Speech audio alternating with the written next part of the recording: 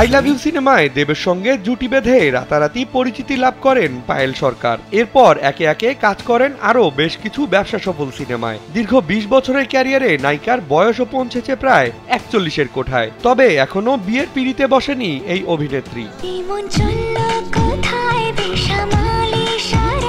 অভিনেত্রীর ব্যক্তিজীবন নিয়ে ভক্তদের আগ্রহ উত্তেজনা এতটাই তুঙ্গে যে সম্প্রতি এক সাক্ষাৎকারে পায়েল হাসতে হাসতে বলেন, আমি কোনো কারণে দেশের বাইরে ঘুরতে গেলে মানুষ মনে করে আমি পাত্রের সন্ধানে গেছি।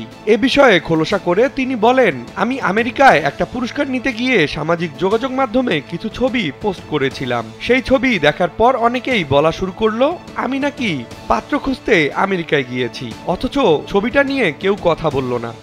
ভিশনের ফুলঝুরি মেগা অফারে ফ্রিজ কিনলেই পাচ্ছেন 16 পিসের আকর্ষণীয় গিফট বক্স একদম ফ্রি।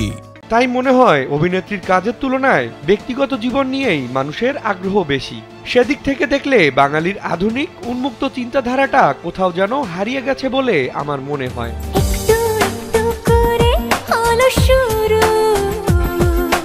এরপর বিয়ে প্রসঙ্গে তিনি পরিচালক কমলেশ্বর মুখার্জির থেকে শোনা একটি লাইন উল্লেখ করেন, ক্যারিয়ার তৈরি করতে হলে তাড়াতাড়ি বিয়ে করা যাবে না। এই দিক নির্দেশনাকে পুঁজি করেই এগিয়ে যাচ্ছেন পায়েল। তবে তার কথার ভাঁজেই খুঁজে পাওয়া গেল কিঞ্চিত আফসোসের আভাস। তার মতে জীবনে এরকম কেউ থাকতে পারে যে হয়তো তাকে সম্পূর্ণ ক্যারিয়ারে সাপোর্ট করে যাবে। একজন প্রকৃত পুরুষ কখনো তার জীবন সঙ্গিনীকে পিছিয়ে রাখতে চাইবেন না, বরং সাপোর্ট করবেন, সঙ্গীকে সবসময় এগিয়ে দেবে বলে মনে করেন পায়েল।